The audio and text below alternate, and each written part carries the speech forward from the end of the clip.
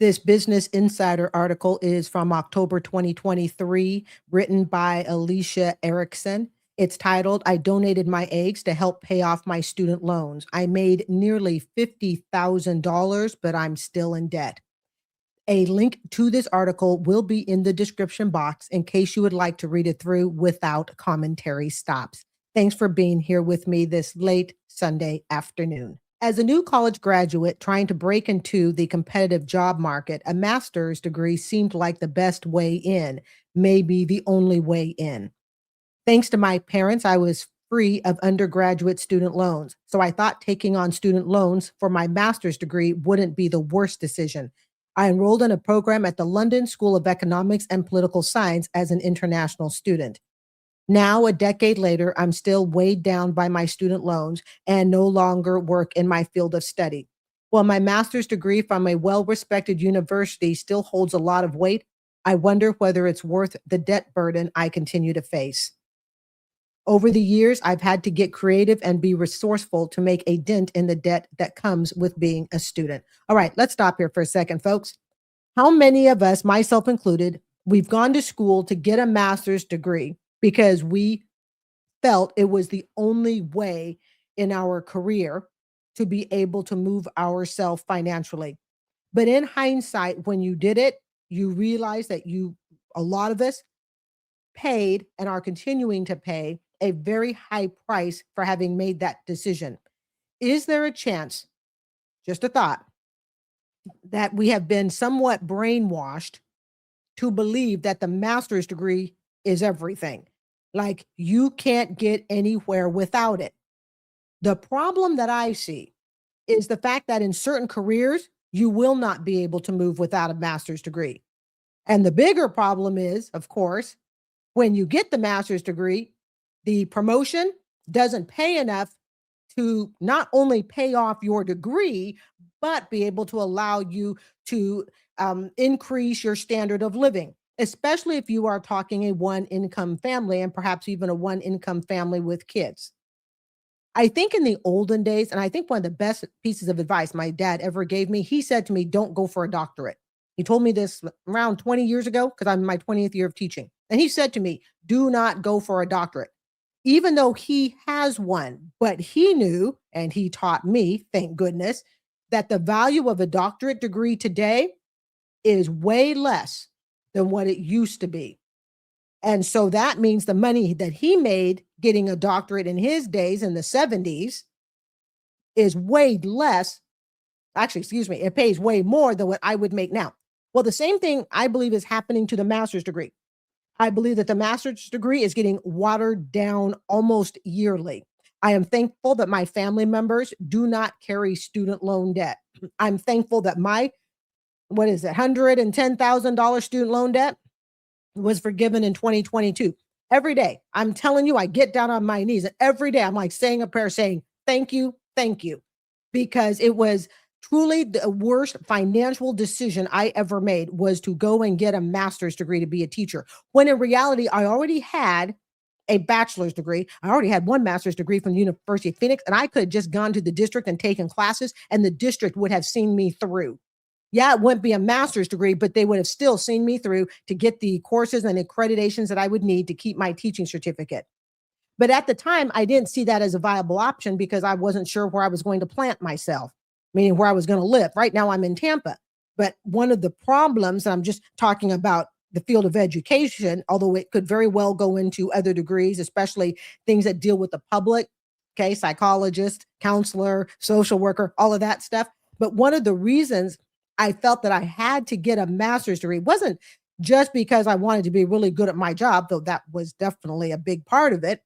But it was the fact that if I wanted to move a lot of districts around the United States, they may not accept the accreditation of one district versus another district. See, so I want to go from here to another state. That state may say, we don't recognize your certificate, so to speak, from your district, but we do recognize a master's degree from any accredited school in the United States. See?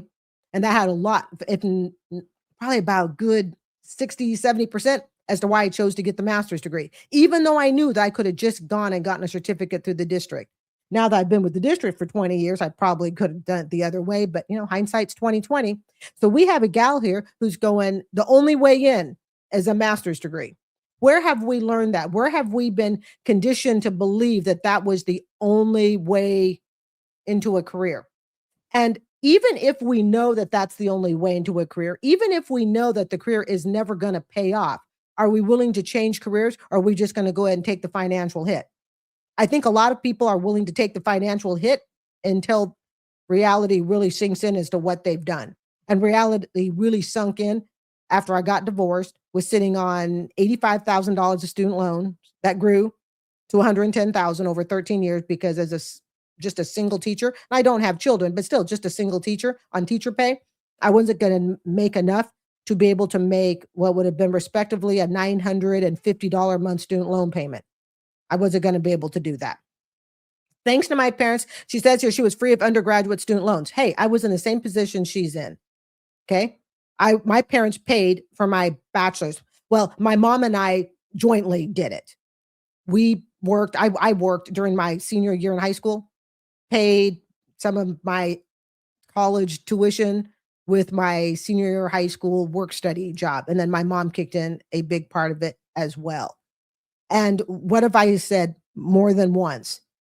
The problem is typically not the bachelor's degree, and research backs this up. It's when people go get the graduate degree, because when they get the graduate degree, they also tend to have more debt and more responsibility. Your bachelor's degree, you're just out of high school. Let's just take the average student. You're just out of high school. You're not married. You don't have kids. You're probably still living under your parents' roof. In other words, a lot of the daily bills that adults absorb have not yet been absorbed by people in the bachelor's program. But by the time a lot of people get a master's degree, now they're looking at relationships, children, all of that other stuff. So when you have your bachelor's degree like I did, I came out with no debt at all.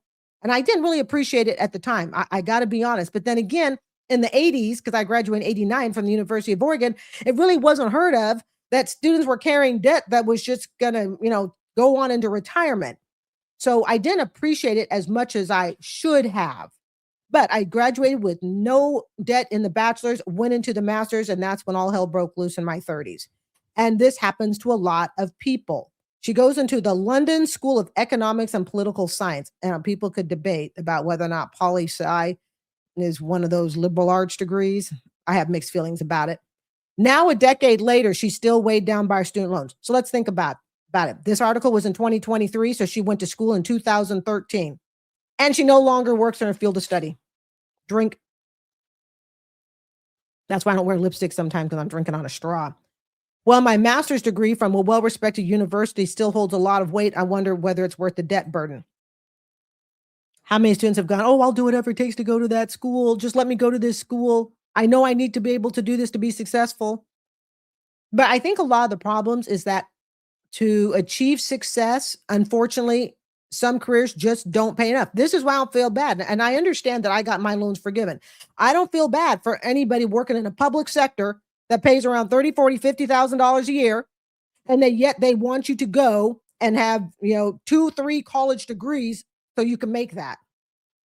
Could you imagine telling a doctor all the years they have to go to school, or a veterinarian person, all the years they would have to go to school, and then they're going to come out saying, and we're going to pay you $40,000, $50,000 a year. Let's not forget there are states that pay people, starting teachers, to be paid in the upper 30s, low 40s. Yes, in today's day and age. She says she's looking for alternative ways to pay off her student loans. She decides to explore egg donation. Now, all of y'all don't go running to, your OBGYN to see if your eggs are in good condition for you to be able to, pay off your student loans with egg donations. This is not why I'm telling it. Okay. All right. This just came across my Business Insider feed, and I thought it was interesting because, I've done stuff on donating plasma and the risk that I think that carries. And early career professional working in international development and political conflict, the lucrative options were slim. I struggled to make student loan payments to minimize the rising interest rates. Oh, that would tell me she's private. Rising interest rates? I mean, she was probably on a private loan with adjustable interest. For a few years, I eyed the flyers around the university campus and the Craigslist ads online looking for egg donors. Mystified by the concept and eager to supplement my income, I explored the option more in depth. Well, I was initially hesitant at the thought of donating my eggs. From the intensive process to the idea of someone else using my eggs to create life, I eventually found a fantastic fertility clinic. There is something really messed up in our society. We are a first world country, right? Are we supposed to be first world? And we look across at our neighbors around the globe that are also first world countries. Could you imagine going to France? Okay, let's just, because I believe France is public education. Could you imagine saying to the women in France, hey, life, what is it? Your education is so expensive that you may want to consider donating your eggs and letting them go to some stranger so you can pay off your student loan debt. That's something really messed up about it. If you really stop a minute to think about it, that women have to do that. Of course, I would rather have a woman do that or other things she can do. Okay, moving on. There's something just seems like almost morally wrong about that. Not wrong about her doing it, but morally wrong in the sense that we have a society where education is so expensive that for people to get it, we are forcing women, in this case, okay, we're talking about women since men don't have eggs, all right? We are forcing women to make decisions that involve, their health, their life, their genetics, just so they can get a freaking degree. The process of a donation involves a series of health screenings, interviews, and questionnaires to ensure that I was physically, mentally, and emotionally fit to be a donor. I created a donor profile complete with pictures of family histories, hobbies, and grades. Hey, never thought about that, family. Yeah, because nobody says, "Hey, I would like to." Let's say you're receiving the eggs. Hey, I would like the eggs of a woman who has a really low IQ and is a TikTok beggar and does nothing to take care of herself physically and mentally. Nobody wants that. No, we all want the Harvards, the Yale graduates. She went on to become the CEO of some major corporation. Okay, those are the eggs we want. Uh, just to play fair, those are not the eggs I'd be producing. I got C's in school. All right, but look at where I am today.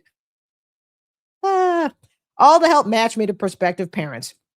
All right. Once I was matched with a couple, the process took a few weeks. I had several doctor appointments, blah, blah. Okay. Despite many donations and thousands of dollars later, I'm still in debt for my student loans.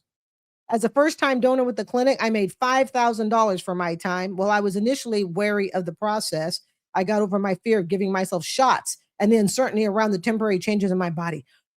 Okay, so for all of you women out there that are young and able bodied, and you're thinking, hey, you know what? Carrie just gave me a great idea. I only got $40,000 left to pay. Let me go ahead and start donating eggs.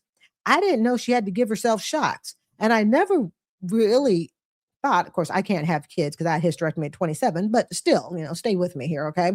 I had never really thought about all the medical stuff involved in egg donation. See, in my little head, egg donation is just they go in and, your OBGYN goes in and plucks out some eggs and puts them in a quick chill freezer type plastic container, sticks them in the fridge and hopes they label your age, name, and date correctly and how to contact you. Never realized it involved giving yourself shots. I'm willing to bet family half of you just right there. Half of you women went, well, never mind. We won't do that. Though the process is not comfortable and takes over my life for a few weeks, I felt empowered with new knowledge about my health, my fertility history, and my ability to help hopeful families while receiving sizable amounts of money for my debt. Is there not something wrong with that? And again, I'm not blaming her, not at all.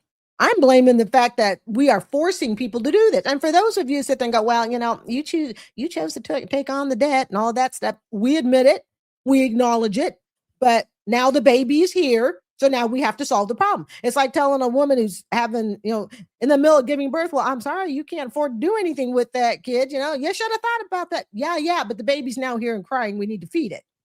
So I continued to donate again and again, and now have donated 7 times. I almost am thinking, as a side note on this, that this could become addictive as a way to pay off your debt. And what are the long-term health implications of it? When I was younger, my grandmother used to always say to me, Carrie, you need to be really thankful for your health. Thank God for your health. And I remember, I kid you not, I used to just roll my eyes. I mean, not little Lemmy, she's my grandmother, so we have to be respectful. But it'd be like, yes, Mama Lynn, I know. And she would tell me that, and I would just brush it off. Today with double knee arthritis, okay, slight case of scoliosis in the back, plantar fasciitis issues, which it forced me to have to stop running, yada, yada. I now, to my late grandma, respect when she says, you know what, you really have to thank God for good health. So when I think about people doing things like lots and lots of plasma donations, which I will try to remember to link at the end, lots and lots of egg donations. Come on, guys. There has to start becoming a price somewhere or another. And I'm talking more in the physical realm. I'm not even talking about the mental. Have my student loans been paid off? No. And here's the interesting part. She never says what the total amount of the student loan was. I'm going to assume it's at least six figures. Despite the money I've received after each donation rising to a total of about 50,000, I still haven't been able to pay my student loans off. And the other reason I'm positive it's above six figures, she accrued the debt in 2013. So she's had it all this time, and she still has it today. And even a $50,000 payoff couldn't do it. So that tells you she's sitting on at least 100,000. I'm willing to bet. For many years, I put my body through physically and mentally exhausting processes and donated hundreds of eggs to pay off a loan for my education. Yet I am still in debt. I now think there's something fundamentally broken with the system that forces people to choose between pursuing an education and a career and living free from debt, and to go to extreme lengths, such as selling parts of their body to try and erase their debt. I've heard that in some countries, I believe it's illegal. They do kidney donation. At my darkest time of my student loan debt, I remember thinking to myself, I wonder if I were to donate a kidney. Don't get me wrong, I'm not going to go to some third world country and get hacked up. All right. Was just one of those thoughts you have in the moments of depression. I really wondered if donating a kidney would be enough to wipe out my entire student loan debt. But as I've been told, if you don't, you need to have a kidney. So if you voluntarily give up one, and you can function without one, but you can't function clearly without zero. So when you give up one, you're relying on the one kidney that you have left to never fail. So life or death. And I just don't think student loan debt should involve life and death decisions.